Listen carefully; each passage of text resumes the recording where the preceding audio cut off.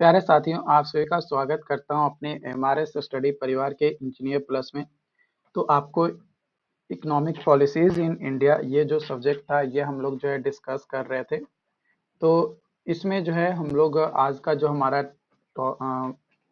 Videos अब जो continue करने वाले हैं वो हमारा होने वाला है 2022 में जो एग्जाम्स हुआ था उसमें जो क्वेश्चन पूछा गया था उसका सॉल्यूशंस हम लोग जो है यहाँ पे देखने वाले हैं। ये डेफिनेटली आपके लिए जो है बहुत ज़्यादा हेल्पफुल होने वाला है। तो इसमें सबसे पहला जो क्वेश्चन था है ना, वो आपका वन लाइनर क्वेश्चन था या फिल इन द ब्लैंक्स वाला आपका क्वेश्चन था। तो सबसे पहला क्वेश्चन है, मैंने पहला का पहला है कि एक मिक्स्ड इकोनॉमी सिस्टम जो है यो जुडिशियस मिक्स होता है आपका कैपिटलिस्ट और सोशलिस्ट का, है ना, कैपिटलिस्ट और सोशलिस्ट सिस्टम का। देखिए, इंडिया जो है एक मिक्स्ड इकोनॉमिक सिस्टम है, इकोनॉमी सिस्टम के अंतर्गत आता है क्योंकि इसमें मार्केट इकोनॉमी और प्लान्ड इकोनॉमी दोनों ही जो है एलिमेंट कंबाइनली तरीके से वर्क करता है, जो कि आपका कैपिटलिस्ट और सोशलिस्ट सिस्टम के अंतर्गत आता है। अगर बात किया जाए फीचर्स की इंडियन मिक्स्ड इकोनॉमी का, तो सबसे पहला फीचर्स है प्राइवेट सेक्टर। इंडिया में आपको प्राइवेट सेक्टर भी देखने को मिलेंगे, इसके अलावा पब्लिक सेक्टर भी आपको मिलेगा। कुछ वैसे सेक्टर्स है जिसमें सरकार की जो है पूर्ण रूप से अधिकार है, वो जैसा चाहे उस तरीके से वो काम कर सकता है। इसके अलावा इकोनॉमिक प्लानिंग करना, जो कि गवर्नमेंट रेगुलेट करता है, जैसे 5 ईयर प्लान बनाना, है ना, पॉवर्टी को हटाने का प्लान, और भी कई सारे प्लान जो है पॉलिसीज वगैरह करते हैं। रेगुलेशन एंड इंटरवेंशन, अगर कोई गवर्नमेंट किसी तरीके का पॉलिसी लाती है तो उसका मकसद ये रहता है कि लोगों को सब्सिडीज दिया जाए, टैक्स इंसेंटिव्स दिए जाएं और इंडस्ट्रियल लाइसेंसिंग दिया जाए, ताकि जो काम है वो पब्लिक वेलफेयर के हित में हो, है ना, मतलब जो कंज्यूमर्स हैं उनके हित में हो। ओके। इसके अलावा मार्केट फोर्सेस, इंडिया में जो मार्केट फोर्सेस है वो डिटरमाइन किया जाता है प्राइसेस, सप्लाई और डिमांड के बेसिस पे। ठीक है, तो डिमांड एंड सप्लाई को अगर ज़्यादा हो रहा है तो उसको ऑपरेट करना किसका काम रहता है? गवर्नमेंट का भी काम रहता है, और प्राइवेट सेक्टर अगर प्राइवेट ओन्ड कंपनी है तो वो उसको जो है करेगा। इसके अलावा सोशल वेलफेयर प्रोग्राम भी जो है गवर्नमेंट की तरफ से चलाई जाती है, जैसे Mahatma Gandhi national rural employment guarantee act, MNREGA, है ना, प्रधानमंत्री जनधन योजना। इसके अलावा public health initiatives, subsidised food distribution, इस तरीके के कई सारे प्रोग्राम जो है चलाए जाते हैं। जैसे उज्ज्वला योजना चलाया गया था, है ना, आयुष्मान योजनाएं थी। तो कई सारे योजनाएं जो है गवर्नमेंट की तरफ से चलाया जाता है ताकि जो पब्लिक है उसके वेलफेयर के लिए काम किया जाए। दूसरा क्वेश्चन है आपका, planning commission in India is set up in, है ना, कब सेटअप हुआ था प्लानिंग कमीशन? तो 1950 में आपका इसका सेटअप हुआ था। ओके, और 2015 में, है ना, 2015 के जनवरी में आपका इसको नीति आयोग चेंज कर दिया गया नाम। तो ये जो नीति आयोग है, नीति का फुल फॉर्म होता है national institute for transforming India. जो भी पॉलिसीज होती हैं या जो कोई भी एडवाइज जारी करना रहता है, एडवाइजरी जारी करना रहता है गवर्नमेंट को, तो उस कौन करता है? नीति आयोग ही करता है ना। नीति आयोग जो है कई बार रिफॉर्म्स इसमें भी लाए गए हैं। मेनली प्लानिंग कमीशन को रिफॉर्म करके ये चीज़ें जो है स्टार्ट किया गया। ठीक है, जिसमें decentralise planning, bottom up approach, flexibility and innovations, knowledge and technology based interventions, sustainable development goals, ये सारी चीज़ें जो है आपका इसके अंतर्गत आता है ना। तो यहाँ पे आपको जो है ये चीज़ें ध्यान रखनी है। कई सारी चीज़ें हैं जो आपको समझना और जानना पड़ेगा कि भाई वो कैसे और क्यों हो रहा है। तो इसके बारे में थोड़ा और डिटेल यहाँ पे जो है आपका दिया गया है। आप देखोगे तो करंट में अगर वाइस चेयरपर्सन अगर बात किया जाए नीति आयोग के, तो श्री सुमन बेरी हैं, जिन्होंने जो है चेयरपर्सन के तौर पे 1 मई 2022 को जो है ओवरटेक किया है। और जो पहले जो चेयरमैन थे, वाइस चेयरमैन, वो अरविंद पनगड़िया थे, है ना। और जिनका कार्यकाल एक तरीके से कह सकते हैं नीति आयोग के जो कि प्लानिंग पॉलिसी जनरली जो है बनाता है, वो जनवरी 2015 से अगस्त 2017 तक अरविंद पनगड़िया थे, जो कि चीफ इकोनॉमिस्ट थे एशियन डेवलपमेंट बैंक के। जो प्लानिंग कमीशंस है, जो कि रिप्लेस किया गया था नीति आयोग के द्वारा, तो वो यहाँ पे आपका जो है दिया गया है। ये जनरली जो है फोकस्ड होता है bottom up approach of planning के ऊपर, ठीक है। इसको नीति आरोग्य यानी नेशनल इंस्टीट्यूट फॉर ट्रांसफॉर्मिंग, जो कि 1 जनवरी 2015 को जो है रिप्लेस किया गया था प्लानिंग कमीशन के जगह पे। प्लानिंग कमीशन का मेन उद्देश्य क्या था कि पंचवर्षीय योजना जो है जारी किया जाता था। जो चेयरपर्सन होते हैं वो आपके प्राइम मिनिस्टर होते हैं, जो कि प्रेजेंट टाइम में अभी नरेंद्र मोदी हैं, ठीक है।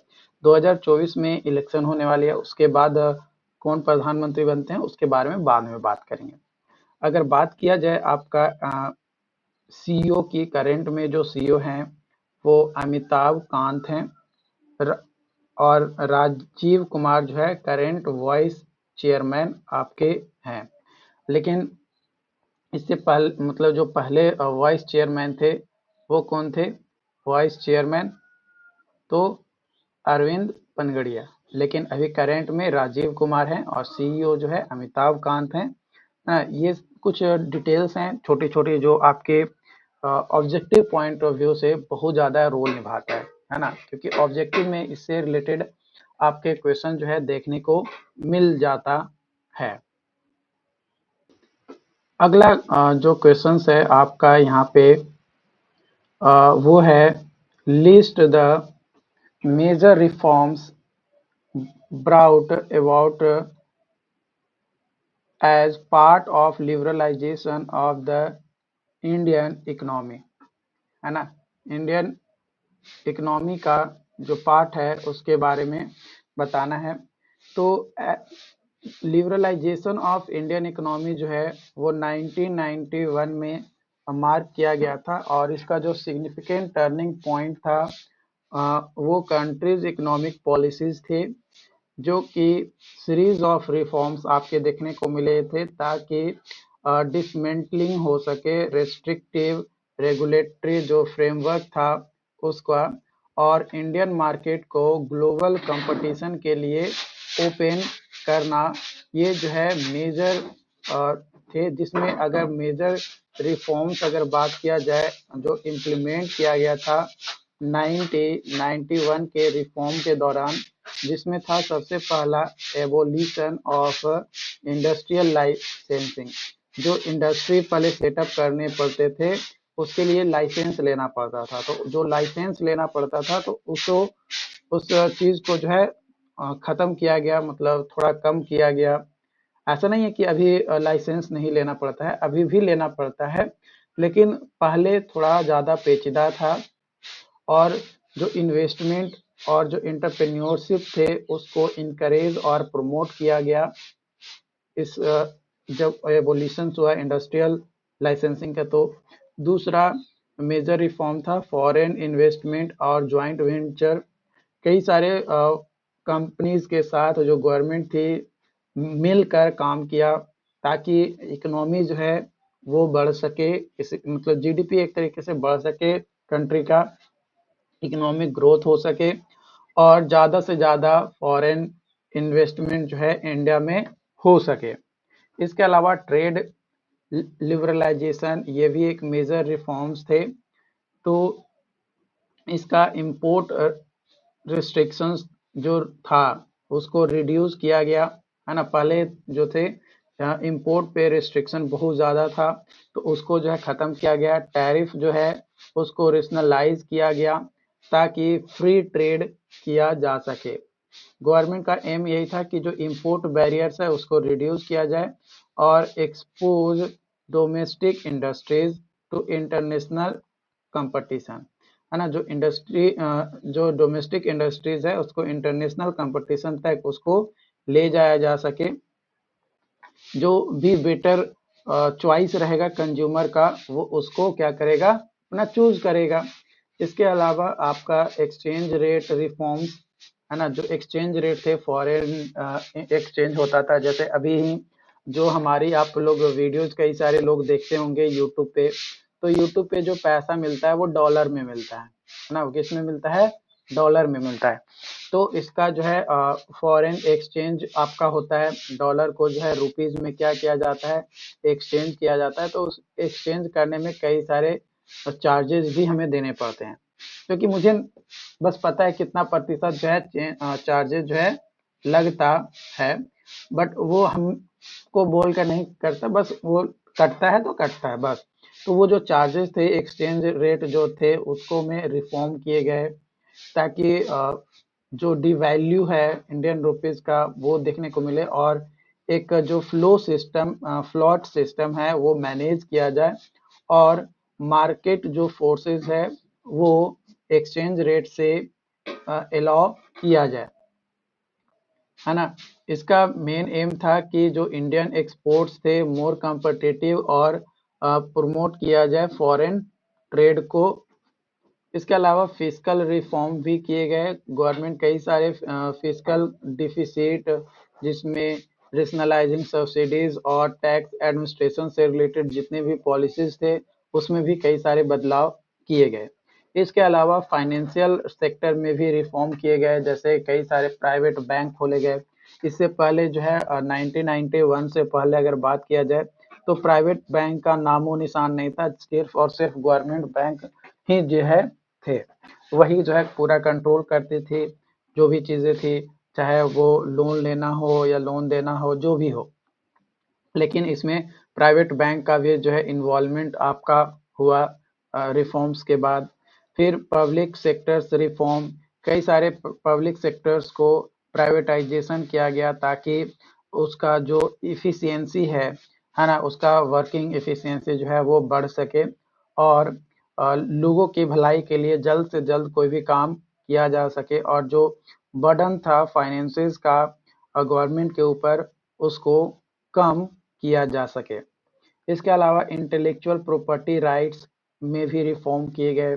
जो पेटेंट सिस्टम था, ऑब्वियसली जैसे यहाँ पे मैं आपकी क्लास ले रहा हूँ, अगर मान लिया कि इंजीनियर प्लस के नाम से मैंने पेटेंट करवा लिया गवर्नमेंट की तरफ से कि अगर इंजीनियर प्लस के नाम से कोई भी ऐप बनता है तो उस पे कानूनी कार्रवाई किया जा सकता है, तो वो मेरे पास अधिकार हो जाएगा, जिसमें आपका पेटेंट होता है, ट्रेडमार्क होता है, कॉपीराइट होता है। तो ये सारे जो है इंटेलेक्चुअल प्रॉपर्टीज जो है आपके होते हैं। तो इसको इनकरेज किया गया ताकि जो फॉरेन इन्वेस्टमेंट है उसको अट्रैक्ट कर सके, और पेटेंट आपके पास रहेगा तो आपको जिसका मन करेगा आप उसको जो है उस यूज करने के लिए प्रोवाइड कर सकते हैं, दे सकते हैं। इसके अलावा रेगुलेटरी रिफॉर्म्स भी आपके किए गए, तो इसका डिटेल में आपको नहीं लिखना था, बस लिस्ट डाल देना था कि कौन कौन सी चीजें जो है रिफॉर्म हुई। तो बस खाली नाम डाल देना था, 4-5 डाल देते, या दो, मतलब 3, देखो 2 नंबर का है तो 3 से 4 आप लिस्ट डाल देते, वो कंप्लीट हो जाता, उससे ज्यादा जो है देने की जरूरत नहीं था। ठीक है। उसके बाद अगला क्वेश्चन है कि name important policies rate administered by RBI, है ना, रिजर्व बैंक ऑफ इंडिया के द्वारा कौन कौन से पॉलिसीज जो है आपके रेट एडमिनिस्ट्रेड किए गए, उसको जो है यहाँ पे लिखना है। तो अगर बात किया जाए आरबीआई की, तो मेनली ये क्या कहता है, मॉनेटरी पॉलिसीज और फिस्कल पॉलिसीज, दो पॉलिसीज होती हैं, है ना। तो उनमें से एक पॉलिसीज को जो है गवर्नमेंट कंट्रोल करती है और एक को जो है आरबीआई कंट्रोल करती है। तो आरबीआई जो है किसको कंट्रोल करती है? मॉनेटरी पॉलिसी को। ठीक है, मॉनेटरी पॉलिसीज का शेप साइज क्या होना चाहिए, कैसे वर्क करना चाहिए वो। तो अगर बात किया जाए पॉलिसीज रेट जो एडमिनिस्ट्रेट किया जाता है आरबीआई के द्वारा, तो यहाँ पे सिर्फ नाम डालना है। ठीक है, उसके बारे में डिटेल नहीं डालना है। तो डिटेल में से ऑलरेडी मैंने बता दिया, बस नाम देख लेते हैं। रेपो रेट हो गया, रिवर्स रेपो रेट हो गया, है ना, कैश रिजर्व रेशियो हो गया, स्टैच्यूरी लिक्विडिटी रेशियो हो गया, और मार्जिनल स्टैंडिंग फैसिलिटी हो गया। इसके अलावा बैंक रेट्स हो गए। तो ये सारे जो है आपके क्या हैं, रेट्स हैं जो कि एडमिनिस्ट्रेट किए जाते हैं किसके द्वारा? तो आरबीआई के द्वारा। किसके द्वारा? आरबीआई के द्वारा। ये चीज जो है आपको ध्यान रखना है। इसके बाद अगला क्वेश्चन है आपका यहाँ पे, अंडर एमएसएमई एक्ट जो 2 क्राइटेरिया है जो कि अप्लीकेबल होता है for defining ceiling of investment in manufacturing और सर्विस इंटरप्राइजेज। पहला है investment in plant and machinery for manufacturing, और दूसरा है investment in equipment for enterprises. तो ये 2 क्राइटेरिया है ना। और इसके जगह पे आप एक और लिख सकते हो, है ना, ये इन्वेस्टमेंट इक्विपमेंट के जगह पे आप यहाँ पे लिख सकते हो टर्नओवर, है ना, एनुअल टर्नओवर, है ना। इन 2 बेसिस के बेसिस पे ही जो है हम लोग मेनली क्या करते हैं, जो भी इन्वेस्टमेंट मैन्युफैक्चरिंग सर्विसेज इंटरप्राइजेज है उसको डिफाइन करते हैं। ऐसे टर्नओवर की जगह पे आप इक्विपमेंट ही रखें तो भी कोई दिक्कत नहीं है, पर टर्नओवर भी जो है कई बार हो जाता है।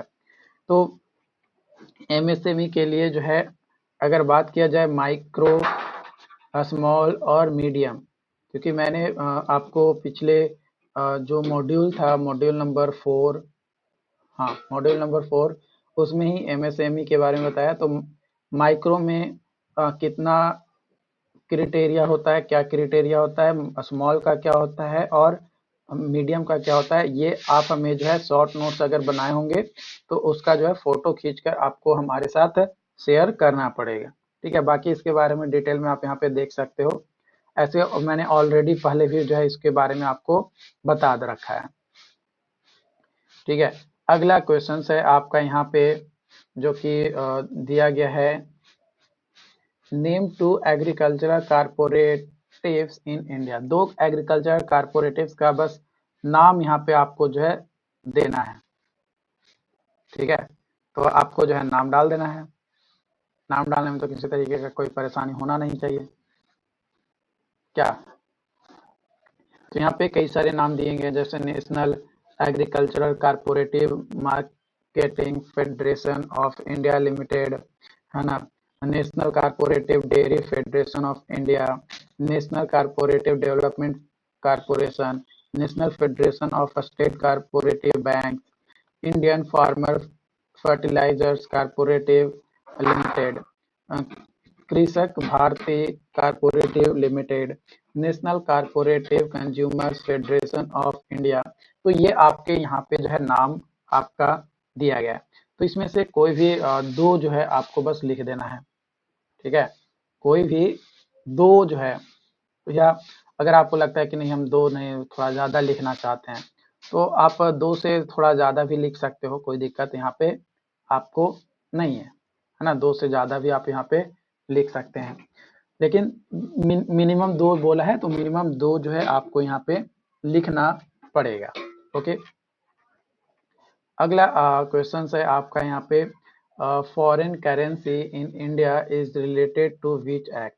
जो फॉरेन करेंसी है वो किस एक्ट के अंतर्गत जो है आपका रिलेटेड होता है? तो फॉरेन एक्सचेंज मैनेजमेंट एक्ट जो कि 1999 में आपका जो है लाया गया था, जो कि फेमा जो है ये रिप्लेस किया गया था bye foreign exchange regulation act जो 1993 में लाया गया था, फेरा एक्ट, उसको जगह पे जो है फेमा एक्ट को जो है लाया गया, है ना। तो आपका जो आंसर हो जाएगा वो हो जाएगा foreign exchange management act FEMA 1993, 9। Okay, उसके बाद ये इसको रेगुलेट कौन करता है? तो ऑब्वियसली आरबीआई इसको जो है रेगुलेट और फॉर्मुलेट करता है।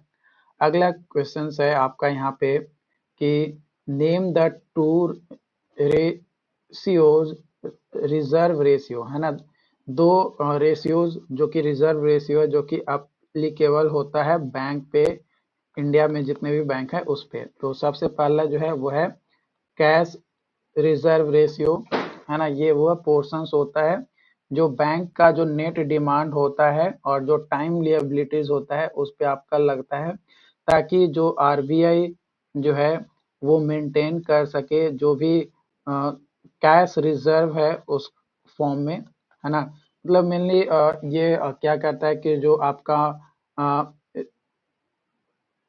बैंक के पास जो पैसा होता है वो बहुत ज़्यादा हो जाता है, तो उसको जो है ये अपने पास रखता है, ताकि एक तरीके से जो लोन वगैरह है वो देने में थोड़ा बैंक कहे कि भाई पैसा भी नहीं है, ठीक है।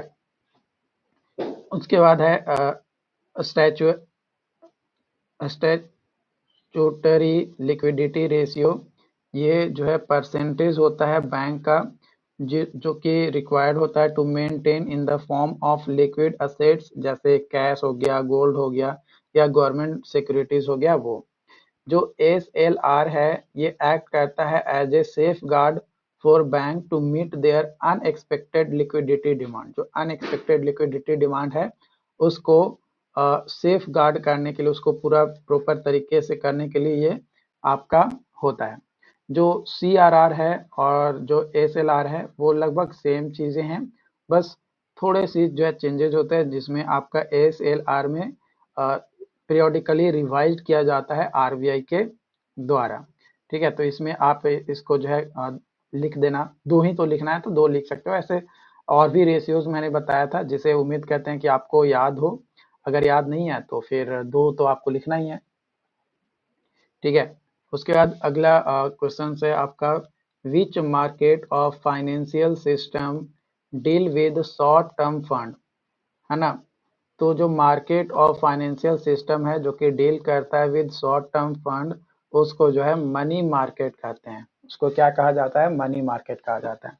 मनी मार्केट एक ऐसा सेक्टर होता है जहाँ पे शॉर्ट टर्म बोरोइंग और लेंडिंग होता है फंड्स का, जो कि अकर होता है among financial institution, corporation, government और अदर एंटिटीज के बीच में। ये प्रोवाइड करता है एक platform for participants to manage their short term liquidity needs और invest surplus funds for short duration, जो कि यूजुअली लेस देन 1 ईयर्स आपका होता है। जो मनी मार्केट होता है वो इनेबल करता है participants to trade various financial instruments, जैसे treasury, bill, commercial paper, certificates of deposit, repurchase agreement, short term government securities, ये सारी होती हैं। ये जो इंस्ट्रूमेंट्स है जो कि मैच्योरिटीज रेंजिंग आपका फ्रॉम ओवरनाइट टू 1 ईयर आपका होता है, मतलब एक दिन से 1 साल तक आपका होता है, उससे ज्यादा ये नहीं जाता, क्योंकि ये शॉर्ट टर्म के लिए है, लॉन्ग टर्म के लिए आपका ये नहीं है, जो कि कंसीडर किया जाता है as a low risk investment due to their short duration and high liquidity के कारण से। जो मनी मार्केट है वो इम्पोर्टेंट रोल निभाता है ओवरऑल फाइनेंशियल सिस्टम को फैसिलिटेट करने के लिए, ताकि एफिशिएंट एलोकेशन हो सके शॉर्ट टर्म फंड्स का, और एक benchmark for short term interest provide करता है। जो सेंट्रल बैंक्स होते हैं often use money market as a tool for implementing monetary policies by adjusting interest rate or managing liquidity in the banking system. Okay, अगला question है आपका यहाँ पे ब्रीफली डिफाइन करना है साइक्लिक अनएम्प्लॉयमेंट। साइक्लिक अनएम्प्लॉयमेंट ये वैसा टाइप्स ऑफ अनएम्प्लॉयमेंट होता है जिसमें फ्लैक्चुएशंस जो है आपका देखने को मिलता है बिजनेस साइकिल में या ओवरऑल स्टेट ऑफ इकोनॉमी में, जो कि अप्स एंड डाउन इकोनॉमिक के एक्सपेंशन और कॉन्ट्रैक्शन फेज के दौरान जो अनएम्प्लॉयमेंट देखने को मिलता है ना। मतलब एक जैसे आप एक साइकिल बन गया कि हाँ अभी जॉब है, 1 मंथ के लिए जॉब होगा, फिर 1 मंथ खाली रहेगा और फिर 1 मंथ के लिए जॉब मिलेगा, और ये साइकिल जो है चलता रहेगा, है ना, ये साइकिल चलता रहेगा। तो ये जो प्रोसेस हो गया वो साइक्लिक अनएम्प्लॉयमेंट हो गया, मतलब कुछ दिन रहेगा, कुछ दिन नहीं रहेगा, कुछ दिन रहेगा, कुछ दिन नहीं रहेगा। तो उसके बेसिस पे जो आता है वो आपका यहाँ पे हो जाएगा। ठीक है, इसके बाद अगला क्वेश्चन है, इलेबोरेट अप पीपीपी मॉडल, है ना, public private partnership model of financing of infrastructure project, details, advantage और लिमिटेशन जो है इसका बताना है। तो देखो, अगर बात किया जाए पीपीपी मॉडल की, तो फाइनेंसिंग एंड ऑपरेशनल फ्रेमवर्क के लिए यूज किया जाता है ताकि जो इंफ्रास्ट्रक्चर प्रोजेक्ट है वो अच्छे से किया जा सके प्राइवेट पब्लिक सेक्टर्स और प्राइवेट सेक्टर के कोलैबोरेशन से, जिसमें प्लान, फाइनेंस, कंस्ट्रक्ट, ऑपरेट और मेंटेन जो इंफ्रास्ट्रक्चर्स होता है वो किया जाता है। इसका ये जो पीपीपी मॉडल होता है इसका मेन उद्देश्य ये होता है कि जो स्ट्रेंथ है उसका यूज करके, है ना, दोनों सेक्टर का जो डिलीवरी है वो इफिशिएंट हो और सस्टेनेबल इंफ्रास्ट्रक्चर प्रोजेक्ट जो है बनाया जाए। टाइप्स अगर बात किया जाए पीपीपी मॉडल के, तो कुछ टाइप्स हैं, जैसे built operate transfer BOT, built on operate transfer BOOT, build operate on BOO, design build finance operate DBFO। तो इस तरीके के आपके जो है टाइप्स हैं पीपीपी मॉडल के। एडवांटेज के बारे में अगर बात किया जाए पीपीपी मॉडल की, तो सबसे पहला एडवांटेज है कि जो डिलीवरी है प्रोजेक्ट का वो इफिशिएंट होता है, प्राइवेट कैपिटल का एक्सेस हो जाता है। इसके अलावा जो रिस्क होता है वो दोनों सेक्टर पे, पब्लिक सेक्टर पे भी और प्राइवेट सेक्टर दोनों पे जो है ट्रांसफर होता है।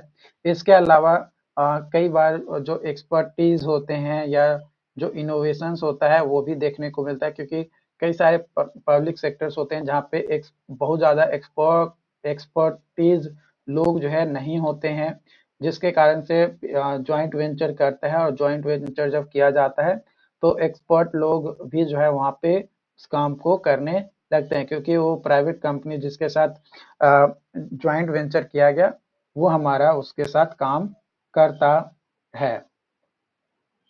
ओके, इसके अलावा आपका होल लाइफ अप्रोच, है ना, लॉन्ग टर्म कॉन्ट्रैक्ट जो है आपका देखने को मिलता है पब्लिक और प्राइवेट कंपनीज के साथ सेक्टर में।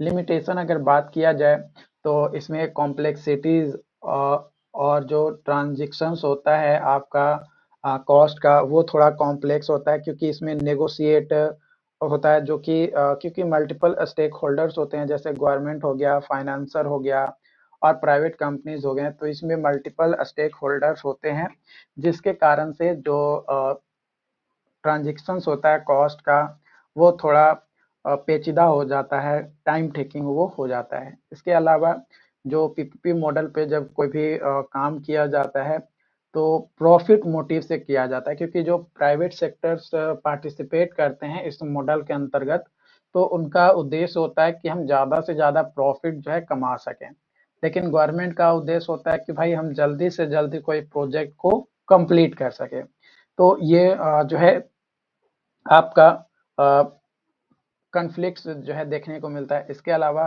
जो फ्लेक्सिबिलिटी होती है वो आपका कम जाता है, क्योंकि लॉन्ग टर्म और बाइंडिंग आपका होता है, जिसके कारण से लिमिटेड फ्लेक्सिबिलिटीज आपका जो है देखने को मिलता है पब्लिक सेक्टर का, जो कि रिस्पॉन्ड टू चेंज नीड और पॉलिसीज प्रायोरिटीज आपका हो जाता है।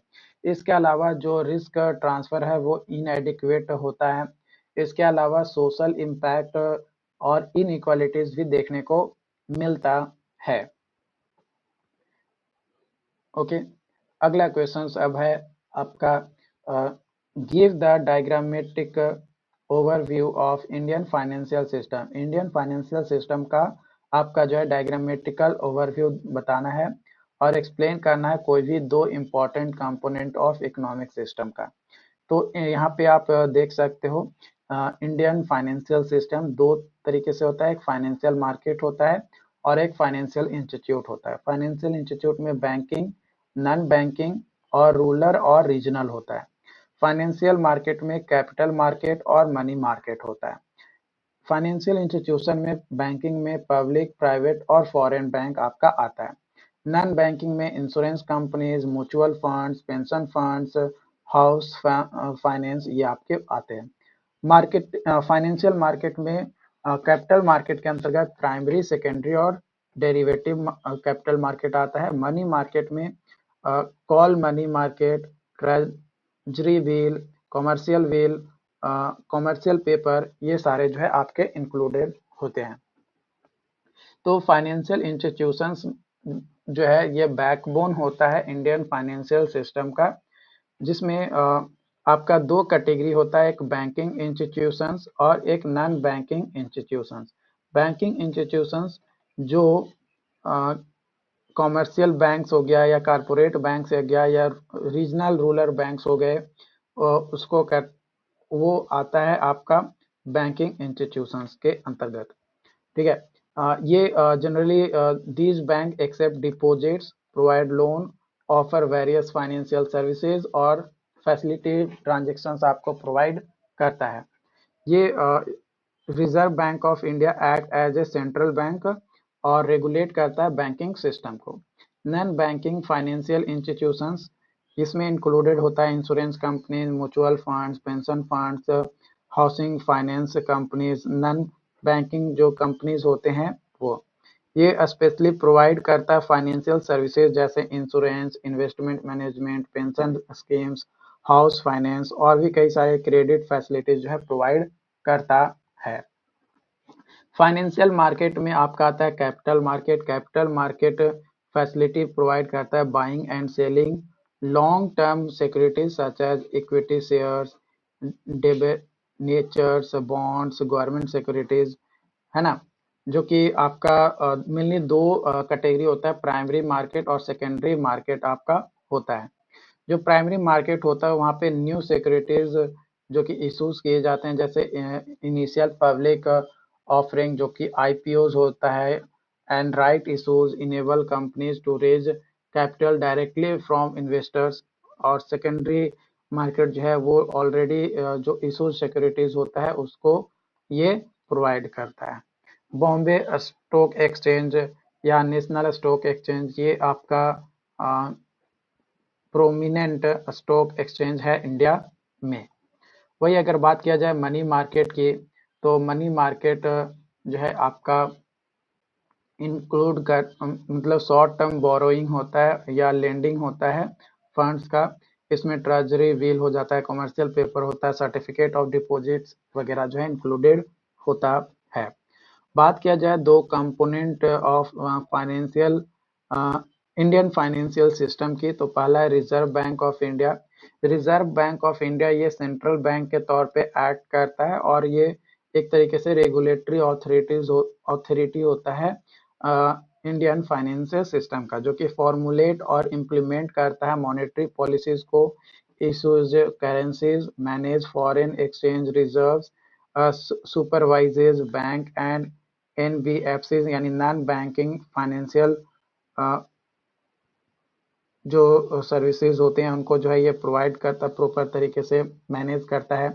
Securities and exchange board of India यानी सेबी ये रेगुलेटरी बॉडी होता है जो कि कैपिटल मार्केट जो इंडिया में है उसका फंक्शनिंग किस तरीके से हो रहा है उसको प्रॉपर तरीके से रेगुलेट और सुपरवाइज करने का काम होता है, जो कि जैसे स्टॉक एक्सचेंज हो गया, ब्रोकर्स हो गया, मर्चेंट बैंकर्स हो गया, म्यूचुअल फंड्स हो गए, क्रेडिट रेटिंग एजेंसीज हो गए, इन सभी को देखने का काम, रेगुलेट और सुपरवाइज करने का काम किसका होता है? सेबी का होता है, यानी securities and exchange board of India.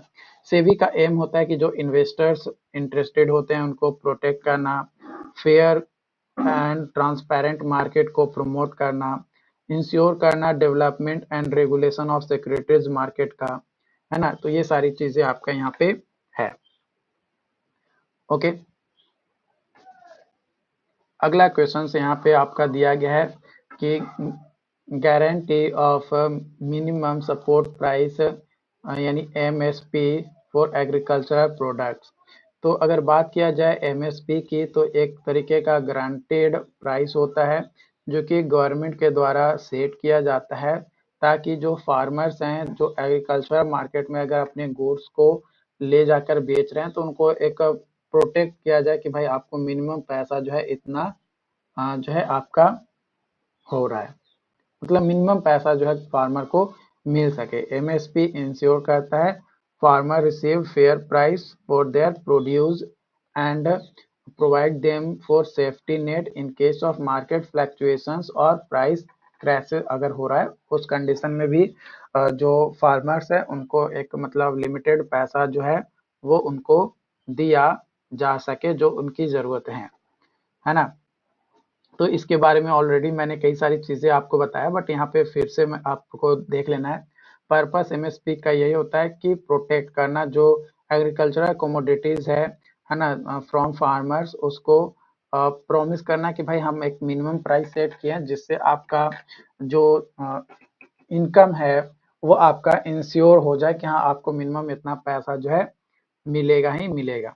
Determination of MSP ये गवर्नमेंट जो है अनाउंस करते हैं बिफोर प्लांटिंग सीजन, है ना। प्लांटिंग सीजन से पहले ही जो है डिटरमाइन कर लिया जाता है, जो कि कई कई सारे फैक्टर्स इसमें इंक्लूड होते हैं, जैसे cost of production, market demand and supply, domestic international prices और भी सोशियो इकोनॉमिक कंसिडरेशन को देखते हुए जो है एमएसपी सेट किया जाता है गवर्नमेंट के तरफ से। और कोई भी जैसे अभी धान की खेती हो रहा है तो धान की खेती होने से पहले ही एमएसपी जो है प्राइस सेट कर दिया जाता है।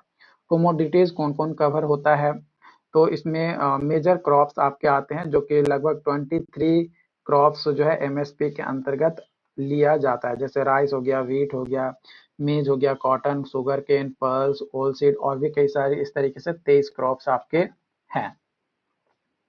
उसके अलावा प्रोक्यूरमेंट अगर बात मैकेनिज्म अगर बात किया जाए तो जो गवर्नमेंट प्रोक्योर्स करता है एग्रीकल्चर प्रोड्यूस को फ्रॉम फार्मर्स आइदर डायरेक्ट और थ्रू डिजाइनेटेड एजेंसी, जैसे government run organisations, corporate market boards, ये सारे क्या करते हैं, इंश्योर करते हैं फार्मर को कि guaranteed buy for their crops at MSP, है ना। मतलब गवर्नमेंट कहती है कि भाई जो एमएसपी सेट किया गया है उस पे हम आपका लेंगे। इससे क्या होता है कि फार्मर को एक मिनिमम प्राइस जो है रिसीव हो जाता है, जो भी उसका इनकम है प्लस कुछ प्रॉफिट को देखते हुए जो है गवर्नमेंट सेट करती है। इम्पैक्ट ऑन फूड सिक्योरिटी, जो एमएसपी है ये इम्पोर्टेंट रोल निभाता है insuring food securities by initiative incentivising farmers to produce essential food crops, ठीक है, ताकि एक प्राइस स्टेबिलिटी और इनकम सपोर्ट जो है फार्मर को मिल सके। इसमें कई सारे चैलेंजेस भी आपको देखने को मिलते हैं, जैसे आपका जो है distort market dynamics, encourage over productions of certain crops, क्योंकि यहाँ पे 23 ही क्रॉप्स जो है आपका एमएसपी के अंतर्गत लिया जाता है, इसलिए जो है आपका जो प्रोडक्शंस होता है वो कुछ सर्टेन क्रॉप्स का ही होता है, क्योंकि जिसका एमएसपी सेट नहीं किया जाता है गवर्नमेंट की तरफ से, जो फार्मर्स होते हैं वो भी चाहते नहीं है कि हम इसको जो है आपका करें।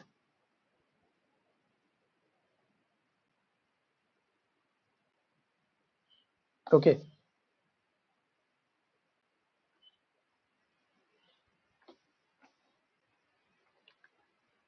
और जो स्मॉल स्केल या मार्जिनलाइज्ड फार्मर्स होते हैं उनको जो है एमएसपी का कोई ज़्यादा लाभ जो है देखने को नहीं मिलता है। तो ये क्वेश्चंस जो है मैंने आपको यहाँ पे करवाया, उम्मीद करते हैं कि ये चीज़ें आपको समझ में आई हो, और अगर कोई डाउट्स आता है तो आप हमें ज़रूर बताएं। और क्वेश्चंस को जो है खुद से जब तक आप सॉल्व नहीं करेंगे, आपको सारी चीज़ें दे दिया गया है लेकिन आपका हैंड रिटन जरूरी है डियर, क्योंकि आप हाथ से लिखेंगे तभी उस चीज़ को आप प्रैक्टिस कर पाएंगे प्रॉपर तरीके से, और जब तक आप प्रॉपर तरीके से प्रैक्टिस नहीं कीजिएगा जब तक कुछ नहीं होने वाला। तो प्रैक्टिस मेक्स मैन परफेक्ट ऐसे भी बोला गया है, तो जितना ज़्यादा से ज़्यादा हो सके आप प्रैक्टिस कीजिए। और best wishes from my side कि आपका सेमेस्टर एग्जाम अच्छे से निकले। ओके, तो आज के लिए इतना ही। Thank you. लेकिन दोस्तों को आप ज़रूर बताओ कि यहाँ पे जो क्लासेस है वो आपकी चल रही है, ताकि आपके दोस्त ज्वाइन करें और वो भी जो है अच्छे से पढ़ सकें। ओके, तो अपने दोस्तों को ज़रूर बताओ इसके बारे में।